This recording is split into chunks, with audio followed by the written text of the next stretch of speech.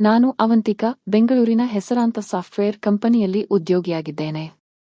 ನನ್ನ ಕೆಲಸವೆಂದರೆ ಕೋಡಿಂಗ್ ಮತ್ತು ಪ್ರಾಜೆಕ್ಟ್ ನಿರ್ವಹಣೆ.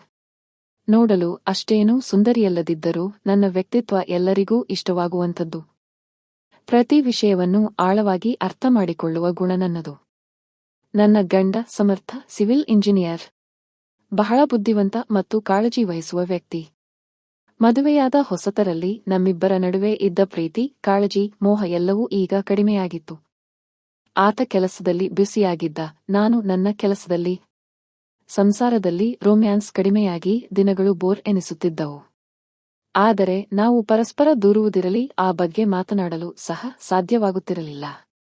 ಒಮ್ಮೆ ಸಮರ್ಥನ ಸ್ನೇಹಿತ ಆದಿತ್ಯ ಫಾರ್ಮ್ ಹೌಸ್ ಪಾರ್ಟಿಗೆ ಆಹ್ವಾನಿಸಿದ. ನನಗೆ ಸಂತೋಷವಾಯಿತು.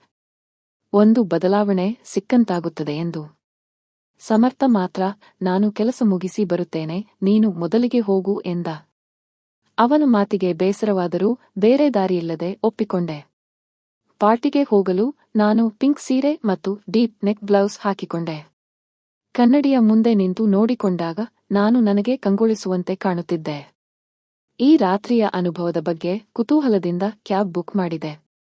ಫಾರ್ಮ್ ಹೌಸ್ ಮೈಸೂರಿನ ಹೊರವಲಯದಲ್ಲಿತ್ತು. ಬೆಂಗಳೂರಿನ ಟ್ರಾಫಿಕ್ ಕಿರಿಕಿರಿಯಿಂದ ದೂರ, ಹಚ್ಚ ಹಸಿರಿನಿಂದ ಕೂಡಿದ ಬಹಳ ಶಾಂತ ಪರಿಸರದಲ್ಲಿತ್ತು. ನಾನು ಅಲ್ಲಿಗೆ ತಲುಪಿದಾಗ ಗೇಟ್ ಬಳಿ ಕಾವಲುಗಾರನೊಬ್ಬ ಬಿಟ್ಟರೆ ಬೇರೆ ಯಾರೂ ಇರಲಿಲ್ಲ. ನನಗೆ ಆಶ್ಚರ್ಯವಾಯಿತು. ಕಾವಲುಗಾರ ಹೇಳಿದ, ಮೇಡಂ, ಎಲ್ಲರೂ ದಾರಿಯಲ್ಲಿದ್ದಾರೆ, ಟ್ರಾಫಿಕ್ ಜಾಮ್ ಆಗಿದೆ. ಸ್ವಲ್ಪ ಹೊತ್ತು ತೋಟದಲ್ಲಿ ಕೂತುಬಿಡಿ ಎಂದ. ಬೇರೆ ದಾರಿಯಿಲ್ಲದೆ ನಾನು ಒಪ್ಪಿಕೊಂಡೆ. ನಾನು ತೋಟದ ಮಧ್ಯೆ ಇದ್ದ ಬೆಂಚಿನ ಮೇಲೆ ಕುಳಿತೆ. ತಣ್ಣನೆಯ ಗಾಳಿ ಬೀಸುತ್ತಿತ್ತು. ಆಹ್ಲಾದಕರ ವಾತಾವರಣ ನನ್ನ ಮನಸ್ಸನ್ನು ಪ್ರಫುಲ್ಲಗೊಳಿಸಿತು. ಆದರೆ ನನ್ನ ಮನಸ್ಸಿನಲ್ಲಿ ಒಂದು ರೀತಿಯ ಆತಂಕ ಮನೆ ಮಾಡಿತು. ಸಮರ್ಥ ಯಾಕೆ ಇಷ್ಟು ತಡ ಮಾಡುತ್ತಿದ್ದಾನೆ? ಎಲ್ಲರೂ ಬಂದಿದ್ದಾರೋ ಇಲ್ಲವೋ ಎಂಬ ಗೊಂದಲ ನನ್ನನ್ನು ಕಾಡುತ್ತಿತ್ತು. ಆಕಸ್ಮಿಕವಾಗಿ ಗಾಳಿ ಜೋರಾಗಿ ಬೀಸಿದಂತೆ ನನ್ನ ಹೃದಯ ತೀವ್ರವಾಗಿ ಬಡಿದುಕೊಳ್ಳಲು ಪ್ರಾರಂಭಿಸಿತು. ಆಗ ಇದ್ದಕ್ಕಿದ್ದಂತೆ ಫಾರ್ಮ್ಹೌಸ್ನ ಎಲ್ಲಾ ಲೈಟ್ಗಳು ಆಫ್ ಆದವು. ಕತ್ತಲು ಆವರಿಸಿತು. ನಾನು ಗಾಬರಿಯಿಂದ ಎದ್ದು ನಿಂತೆ. ಏನಾಗುತ್ತಿದೆ ಎಂದು ತಿಳಿಯದಂತಹ ಪರಿಸ್ಥಿತಿ. ನಾನು ಹೆದರಿ ನಿಂತಿದ್ದೆ. ನನ್ನ ಬೆನ್ನ ಹಿಂದೆ ಯಾರೋ ಬಂದಂತೆನಿಸಿತು. ನಾನು ತಿರುಗಿ ನೋಡುವಷ್ಟರಲ್ಲಿ ನನ್ನ ಕೈಗಳನ್ನು ತಟ್ಟನೆ ಹಿಡಿದು ಹಿಂದಕ್ಕೆ ಎಳೆದರು. ನಾನು ಬಿಡಿಸಿಕೊಳ್ಳಲು ಹೋರಾಡುತ್ತಿದ್ದೆ. ನೋಡು, ನೀನು ಹೀಗೆ ಬಂದಿರುವುದನ್ನು ನೋಡಿ ನಾನೇನು ಮಾಡಬೇಕು ಎಂದು ಆ ವ್ಯಕ್ತಿ ಕೇಳಿದ. ಈ ಶಬ್ದ ನನಗೆ ಪರಿಚಿತವಾಗಿತ್ತು. ಆದರೆ ಇದು ಸಮರ್ಥನದಲ್ಲ. ನಾನು ಹೆದರಿಕೆಯಿಂದ ಬೆವರುತ್ತಿದ್ದೆ. ಯಾರು ಇವರು? ನಾನು ತಿರುಗಿ ನೋಡಲು ಹೋರಾಡುತ್ತಿದ್ದೆ. ಆದರೆ ಅವನ ಬೆರಳುಗಳು ನನ್ನ ಬೆನ್ನು, ನನ್ನ ತೋಳು, ನನ್ನ ಸೊಂಟದ ಮೇಲೆ ಆಟವಾಡತೊಡಗಿದವು. ನನ್ನ ಉಸಿರು ಭಾರವಾಗುತ್ತಾ ಹೋಯಿತು. ನನ್ನ ದೇಹದಲ್ಲಿ ಒಂದು ರೀತಿಯ ಕಂಪನ ಶುರುವಾಯಿತು. ಅವನು ನನ್ನ ಕಿವಿಯ ಹತ್ತಿರ ಬಂದು, ನಾನು ಆದಿತ್ಯಯೇ ಎಂದ. ನನಗೆ ಒಂದು ತೀವ್ರ ಆಘಾತವಾದಂತಾಯಿತು. ಆದಿತ್ಯ, ಸಮರ್ಥನ ಸ್ನೇಹಿತ. ಅವನು ಯಾಕೆ ಹೀಗೆ ಮಾಡುತ್ತಿದ್ದಾನೆ? ಇದು ತಪ್ಪು. ಆದರೆ ನನ್ನ ಮನಸ್ಸು ಗೊಂದಲದಿಂದ ತುಂಬಿತ್ತು. ಒಂದು ಕಡೆ ಇದು ತಪ್ಪು ಎಂದು ಹೇಳುತ್ತಿದ್ದರೆ, ಇನ್ನೊಂದು ಕಡೆ ನನ್ನ ದೇಹ ಅವನ ಸ್ಪರ್ಶಕ್ಕೆ ಕರಗುತ್ತಿತ್ತು. ನಾನು ತಡೆಯಲು ಪ್ರಯತ್ನಿಸಿದೆ. ಆದರೆ ಅವನ ಬಾಯಿಯ ಉಷ್ಣತೆ ನನ್ನ ತಡೆಯನ್ನು ಕರಗಿಸುತ್ತಿತ್ತು. ಅವನು ನನ್ನ ಬೆನ್ನಿಗೆ ಮೃದುವಾಗಿ ಚುಂಬಿಸುತ್ತಿದ್ದನು. ಅವನ ತೋಳುಗಳಿಂದ ನನ್ನನ್ನು ತನ್ನತ್ತ ಎಳೆದನು. ಅವನ ಸ್ಪರ್ಶ ನನ್ನನ್ನು ಹುಚ್ಚೆದ್ದು ಕುಣಿಯುವಂತೆ ಮಾಡಿತ್ತು. ನನ್ನ ಹೃದಯ, ನನ್ನ ಮನಸ್ಸು ಮತ್ತು ನನ್ನ ದೇಹ ಎಲ್ಲವೂ ಅವನ ಸ್ಪರ್ಶಕ್ಕೆ ಜೋತುಬಿದ್ದಿತ್ತು. ನಾನು ಇದನ್ನು ತಡೆದುಕೊಳ್ಳಲು ಸಾಧ್ಯವಿರಲಿಲ್ಲ. ನನ್ನ ಇಚ್ಛಾಶಕ್ತಿ ಕುಂದುತ್ತಾ ಬಂದಿತು. ನಾನು ಅವನಿಗೆ ಶರಣಾಗತವಾಗುತ್ತಿದ್ದೆ. ಆ ರಾತ್ರಿ ಅವನು ನನ್ನನ್ನು ಸಂಪೂರ್ಣವಾಗಿ ತನ್ನದಾಗಿಸಿಕೊಂಡ. ನಾನು ಆನಂದದಿಂದ ನಡುಗುತ್ತಿದ್ದೆ. ನನ್ನನ್ನು ತಾನೇ ನಿಯಂತ್ರಿಸಿಕೊಳ್ಳಲು ಸಾಧ್ಯವಾಗುತ್ತಿಲ್ಲ ಎಂಬ ವಾಸ್ತವವನ್ನು ಒಪ್ಪಿಕೊಂಡೆ. ಅದೆಷ್ಟೋ ಸಮಯದ ನಂತರ ನನ್ನ ದೇಹಕ್ಕೆ ಒಂದು ರೀತಿಯ ಮುಕ್ತಿ ಸಿಕ್ಕಂತಾಯಿತು. ನಾನು ಎಲ್ಲವನ್ನೂ ಮರೆತು ಆ ಕ್ಷಣದಲ್ಲಿ ತೇಲುತ್ತಿದ್ದೆ. ಬೆಳಗಾಯಿತು. ನಾನು ಎಚ್ಚರವಾದಾಗ ಆದಿತ್ಯ ನನ್ನ ಪಕ್ಕದಲ್ಲಿ ಮಲಗಿದ್ದ. ನನಗೆ ನಿನ್ನೆ ರಾತ್ರಿ ನಡೆದ ಘಟನೆ ನೆನಪಾಯಿತು. ನಾನು ನಾಚಿಕೆಯಿಂದ ತಲೆ ತಗ್ಗಿಸಿದೆ. ನಾನು ಏನು ಮಾಡಿದೆ? ಇದು ಸರಿನಾ? ನನ್ನ ಮನಸ್ಸು ಪ್ರಶ್ನೆಗಳಿಂದ ತುಂಬಿತ್ತು. ಆದಿತ್ಯ ಎದ್ದು ನನ್ನನ್ನು ನೋಡಿದ. ಅವನ ಕಣ್ಣುಗಳಲ್ಲಿ ಪಶ್ಚಾತ್ತಾಪವಿತ್ತು. ಅವಂತಿಕಾ, ನಾನು ನಿನ್ನನ್ನು ಹೀಗೆ ಮುಟ್ಟಬಾರದಿತ್ತು. ನನ್ನನ್ನು ಕ್ಷಮಿಸಿಬಿಡು ಎಂದ. ನಾನು ಅವನನ್ನು ಕ್ಷಮಿಸುವ ಸ್ಥಿತಿಯಲ್ಲಿ ಇರಲಿಲ್ಲ. ನಾನು ಮೌನವಾಗಿ ಅಲ್ಲಿಂದ ಎದ್ದು ನನ್ನ ಬಟ್ಟೆಗಳನ್ನು ಹಾಕಿಕೊಂಡು ಹೊರಟೆ. ನಾನು ಫಾರ್ಮ್ಹೌಸ್ನಿಂದ ಹೊರಬಂದಾಗ ಸಮರ್ಥ ನನಗಾಗಿ ಕಾಯುತ್ತಿದ್ದ. ಅವನ ಮುಖದಲ್ಲಿ ಆತಂಕವಿತ್ತು. ಅವಂತಿಕಾ, ನೀನು ಚೆನ್ನಾಗಿದ್ದೀಯಾ? ನನಗೆ ಬರಲು ತಡವಾಯಿತು. ಆದಿತ್ಯ ಎಲ್ಲಿದ್ದಾನೆ ಎಂದು ಕೇಳಿದ. ನಾನು ಅವನ ಕಣ್ಣಲ್ಲಿ ಕಣ್ಣಿಟ್ಟು ನೋಡಲಾಗಲಿಲ್ಲ. ಸುಳ್ಳು ಹೇಳುವುದು ನನಗೆ ಸಾಧ್ಯವಾಗಲಿಲ್ಲ. ಆದರೂ ಏನನ್ನೂ ಹೇಳದೆ ಸುಮ್ಮನಿದ್ದೆ. ಪಾರ್ಟಿ ಕ್ಯಾನ್ಸಲ್ ಆಯಿತು. ನಾನು ಹೋಗಬೇಕು ಎಂದು ಹೇಳಿ ನಾನು ಅಲ್ಲಿಂದ ಹೊರಟೆ. ಮನೆಗೆ ಬಂದ ನಂತರ ನಾನು ನನ್ನ ಕೋಣೆಗೆ ಹೋದೆ. ಬಾಗಿಲು ಹಾಕಿಕೊಂಡು ಕಣ್ಣೀರಿಟ್ಟೆ. ನನ್ನ ಜೀವನದಲ್ಲಿ ಏನಾಗುತ್ತಿದೆ ಎಂದು ನನಗೆ ಅರ್ಥವಾಗುತ್ತಿರಲಿಲ್ಲ. ನಾನು ಸಮರ್ಥನಿಗೆ ಮೋಸ ಮಾಡಿದೆ. ನಾನು ಆದಿತ್ಯನಿಗೆ ಬಲಿಯಾದೆ. ನಾನು ಯಾರಿಗೆ ದ್ರೋಹ ಮಾಡಿದೆ? ನನ್ನ ಮನಸ್ಸು ಭಾರವಾಗಿತ್ತು.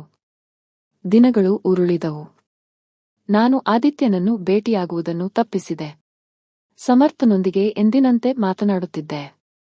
ಆದರೆ ನನ್ನ ಮನಸ್ಸಿನಲ್ಲಿ ಒಂದು ರೀತಿಯ ಅಪರಾಧಿ ಭಾವ ಕಾಡುತ್ತಿತ್ತು. ಒಂದು ದಿನ ಆದಿತ್ಯ ನನ್ನ ಆಫೀಸ್ಗೆ ಬಂದ. ನಾನು ಅವನನ್ನು ನೋಡಿದ ತಕ್ಷಣ ಗಾಬರಿಯಾದೆ. ನಾನು ನಿನ್ನೊಂದಿಗೆ ಮಾತನಾಡಬೇಕು ಎಂದು ಅವನು ಹೇಳಿದ. ನಾನು ಅವನನ್ನು ನನ್ನ ಕ್ಯಾಬಿನ್ಗೆ ಕರೆದೆ.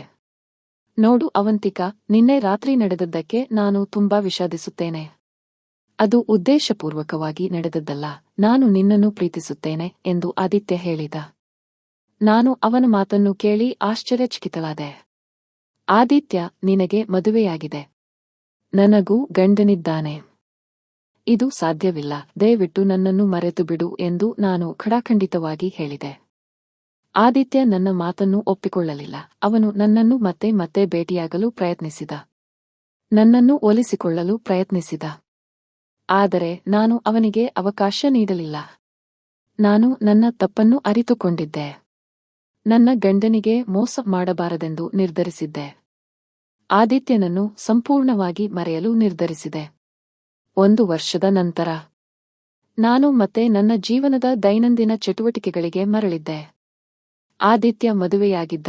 ನಾನು ನನ್ನ ಜೀವನವನ್ನು ಮುಂದುವರಿಸಿಕೊಂಡು ಹೋಗುತ್ತಿದ್ದೆ. ಆದರೂ ಆ ರಾತ್ರಿಯನ್ನು ಮರೆಯಲು ನನಗೆ ಸಾಧ್ಯವಾಗಲಿಲ್ಲ. ನನಗೂ ಗೊತ್ತಿಲ್ಲ, ನಾನು ಅವನಿಗೆ ಕಲಿಸಿದ್ದೇನೋ ಅಥವಾ ಅವನು ನನಗೆ ಕಲಿಸಿದ್ದೇನೋ. ಪ್ರೀತಿ, ಮೋಹ, ದ್ರೋಹ, ಪಶ್ಚಾತ್ತಾಪ ಇವೆಲ್ಲವೂ ನನ್ನ ಜೀವನದಲ್ಲಿ ಒಂದು ಹೊಸ ಅನುಭವವನ್ನು ನೀಡಿತು. ನಾನು ಆದಿತ್ಯನಿಂದ ದೂರ ಉಳಿಯಲು ನಿರ್ಧರಿಸಿದ್ದರೂ ನನ್ನ ಮನಸ್ಸು ಮಾತ್ರ ಪದೇ ಪದೇ ಆ ರಾತ್ರಿಯ ನೆನಪುಗಳ ಸುಳಿಯಲ್ಲಿ ಸಿಲುಕುತ್ತಿತ್ತು. ಅವನ ಸ್ಪರ್ಶ, ಅವನ ಮಾತುಗಳು ಎಲ್ಲವೂ ನನ್ನನ್ನು ಕಾಡುತ್ತಿತ್ತು. ನಾನು ಎಷ್ಟೇ ಪ್ರಯತ್ನಿಸಿದರೂ ಆ ನೆನಪುಗಳನ್ನು ಮರೆಯಲು ಸಾಧ್ಯವಾಗುತ್ತಿರಲಿಲ್ಲ.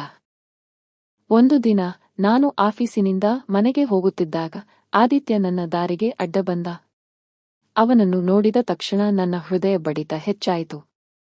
ನಾನು ಅವನಿಂದ ದೂರ ಸರಿಯಲು ಪ್ರಯತ್ನಿಸಿದೆ.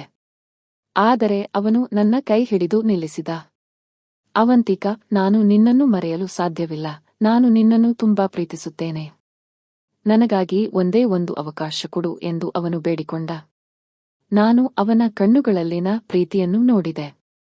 ಆದರೆ ನನ್ನ ಮನಸ್ಸು ಮಾತ್ರ ಒಪ್ಪಲು ತಯಾರಿರಲಿಲ್ಲ. ಆದಿತ್ಯ, ಇದು ತಪ್ಪು. ದಯವಿಟ್ಟು ನನ್ನನ್ನು ಬಿಟ್ಟುಬಿಡು ಎಂದು ನಾನು ಹೇಳಿದೆ. ಆದರೆ ಅವನು ಕೇಳುವ ಸ್ಥಿತಿಯಲ್ಲಿ ಇರಲಿಲ್ಲ. ಅವನು ನನ್ನನ್ನು ಹತ್ತಿರಕ್ಕೆ ಎಳೆದುಕೊಂಡ. ನನ್ನ ತುಟಿಗಳನ್ನು ತನ್ನ ತುಟಿಗಳಿಂದ ಮುಚ್ಚಿದ. ನಾನು ಅವನನ್ನು ತಡೆಯಲು ಪ್ರಯತ್ನಿಸಿದೆ. ಆದರೆ ಅವನ ಸ್ಪರ್ಶಕ್ಕೆ ನಾನು ಕರಗತೊಡಗಿದೆ. ನಾವು ಬಹಳ ಹೊತ್ತು ಪರಸ್ಪರರನ್ನು ತಬ್ಬಿಕೊಂಡಿದ್ದೆವು. ಆ ಕ್ಷಣದಲ್ಲಿ ನಾನು ಎಲ್ಲವನ್ನೂ ಮರೆತಿದ್ದೆ. ನನ್ನ ಗಂಡ, ನನ್ನ ಸಂಸಾರ ಎಲ್ಲವನ್ನೂ ಮರೆತು ಅವನ ಪ್ರೀತಿಯಲ್ಲಿ ಮುಳುಗಿ ಹೋದೆ. ಆದರೆ ಸ್ವಲ್ಪ ಸಮಯದ ನಂತರ ನನಗೆ ವಾಸ್ತವದ ಅರಿವಾಯಿತು. ನಾನು ಮಾಡುತ್ತಿರುವುದು ತಪ್ಪು ಎಂದು ನನಗೆ ಅರ್ಥವಾಯಿತು. ನಾನು ಆದಿತ್ಯನನ್ನು ದೂರ ತಳ್ಳಿದೆ. ಇದು ಸಾಧ್ಯವಿಲ್ಲ ಆದಿತ್ಯ, ನಾವು ಹೀಗೆ ಮಾಡುವುದು ಸರಿಯಲ್ಲ. ದಯವಿಟ್ಟು ನನ್ನನ್ನು ಅರ್ಥಮಾಡಿಕೋ ಎಂದು ನಾನು ಹೇಳಿದೆ. ಆದಿತ್ಯ ನನ್ನ ಮಾತನ್ನು ಕೇಳಿ ಮೌನವಾಗಿ ನಿಂತ. ಅವನ ಕಣ್ಣುಗಳಲ್ಲಿ ನಿರಾಸೆ ಎದ್ದು ಕಾಣುತ್ತಿತ್ತು. ಸರಿ ಅವಂತಿಕಾ, ನೀನು ಏನು ಹೇಳುತ್ತೀಯೋ ಅದು ನನಗೆ ಸಮ್ಮತ. ಆದರೆ ನಾನು ನಿನ್ನನ್ನು ಎಂದಿಗೂ ಮರೆಯುವುದಿಲ್ಲ ಎಂದು ಹೇಳಿ ಅವನು ಅಲ್ಲಿಂದ ಹೊರಟು ಹೋದ. ಆ ದಿನದ ನಂತರ ನಾನು ಆದಿತ್ಯನನ್ನು ಭೇಟಿಯಾಗಲಿಲ್ಲ, ಆದರೆ ನನ್ನ ಮನಸ್ಸಿನಲ್ಲಿ ಅವನ ನೆನಪುಗಳು ಹಾಗೆಯೇ ಉಳಿದುಕೊಂಡವು. ನಾನು ನನ್ನ ಗಂಡನೊಂದಿಗೆ ಹೆಚ್ಚು ಸಮಯ ಕಳೆಯಲು ಪ್ರಾರಂಭಿಸಿದೆ. ನಮ್ಮ ಸಂಬಂಧವನ್ನು ಗಟ್ಟಿ ಮಾಡಲು ಪ್ರಯತ್ನಿಸಿದೆ. ಕೆಲವು ತಿಂಗಳುಗಳ ನಂತರ ನಾನು ಗರ್ಭಿಣಿಯಾದೆ. ನನಗೆ ತುಂಬಾ ಸಂತೋಷವಾಯಿತು. ನಾನು ಸಮರ್ಥನಿಗೆ ಈ ವಿಷಯವನ್ನು ತಿಳಿಸಿದೆ. ಅವನು ತುಂಬಾ ಸಂತೋಷಪಟ್ಟನು. ನಮ್ಮಿಬ್ಬರ ನಡುವಿನ ಪ್ರೀತಿ ಮತ್ತಷ್ಟು ಹೆಚ್ಚಾಯಿತು. ನಮ್ಮ ಮಗುವಿಗೆ ಜನ್ಮ ನೀಡಿದ ನಂತರ ನನ್ನ ಜೀವನ ಸಂಪೂರ್ಣವಾಗಿ ಬದಲಾಯಿತು. ನಾನು ನನ್ನ ಮಗುವಿನ ಆರೈಕೆಯಲ್ಲಿ ನಿರತಲಾಗಿದ್ದೆ. ನನ್ನ ಗಂಡ ಮತ್ತು ಮಗುವಿನೊಂದಿಗೆ ನಾನು ಸಂತೋಷದಿಂದ ಜೀವನ ಸಾಗಿಸುತ್ತಿದ್ದೆ. ಆದರೂ ಆದಿತ್ಯನ ನೆನಪುಗಳು ನನ್ನ ಮನಸ್ಸಿನಲ್ಲಿ ಯಾವಾಗಲೂ ಹಸಿರಾಗಿದ್ದವು. ನಾನು ಅವನನ್ನು ಮರೆತಿದ್ದೇನೆ ಎಂದು ಹೇಳಲು ಸಾಧ್ಯವಿಲ್ಲ, ಆದರೆ ನಾನು ನನ್ನ ಜೀವನದಲ್ಲಿ ಮುಂದೆ ಸಾಗಿದ್ದೆ. ಒಂದು ದಿನ ನಾನು ನನ್ನ ಮಗುವಿನೊಂದಿಗೆ ಪಾರ್ಕಿಗೆ ಹೋಗಿದ್ದೆ. ಅಲ್ಲಿ ನಾನು ಆದಿತ್ಯನನ್ನು ನೋಡಿದೆ. ಅವನು ತನ್ನ ಹೆಂಡತಿ ಮತ್ತು ಮಗುವಿನೊಂದಿಗೆ ಬಂದಿದ್ದ. ನಾವು ಪರಸ್ಪರರನ್ನು ನೋಡಿಕೊಂಡೆವು.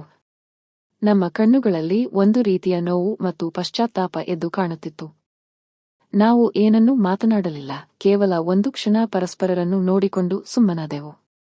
ನಂತರ ನಾನು ನನ್ನ ಮಗುವನ್ನು ತೆಗೆದುಕೊಂಡು ಅಲ್ಲಿಂದ ಹೊರಟೆ. ಆ ಕ್ಷಣದಲ್ಲಿ ನನಗೆ ಅರ್ಥವಾಯಿತು, ನಾವು ನಮ್ಮ ಜೀವನದಲ್ಲಿ ಮುಂದೆ ಸಾಗಬೇಕು. ಗತಕಾಲದ ನೆನಪುಗಳಲ್ಲಿ ಮುಳುಗಿರುವುದು ಸರಿಯಲ್ಲ.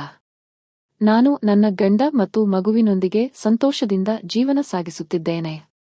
ಆದರೆ ಆದಿತ್ಯನ ನೆನಪುಗಳು ನನ್ನ ಮನಸ್ಸಿನಲ್ಲಿ ಯಾವಾಗಲೂ ಒಂದು ಕಹಿಯಾದ ಅನುಭವವಾಗಿ ಉಳಿಯುತ್ತದೆ. ಈ ಕಥೆಯಿಂದ ನಾನು ಕಲಿತ ಪಾಠವೆಂದರೆ ನಾವು ನಮ್ಮ ಸಂಬಂಧಗಳನ್ನು ಗೌರವಿಸಬೇಕು. ನಮ್ಮ ಸಂಗಾತಿಗೆ ಎಂದಿಗೂ ಮೋಸ ಮಾಡಬಾರದು. ಏಕೆಂದರೆ ಮೋಸವು ನಮ್ಮ ಜೀವನವನ್ನು ನಾಶ ಮಾಡಬಹುದು. ಸ್ನೇಹಿತರೆ, ಈ ಪ್ರೇಮಕತೆ ನಿಮಗೆ ಇಷ್ಟವಾದಲ್ಲಿ ದಯವಿಟ್ಟು ನಿಮ್ಮ ಅನಿಸಿಕೆಗಳನ್ನು ಕಾಮೆಂಟ್ ಮಾಡಿ ತಿಳಿಸಿ.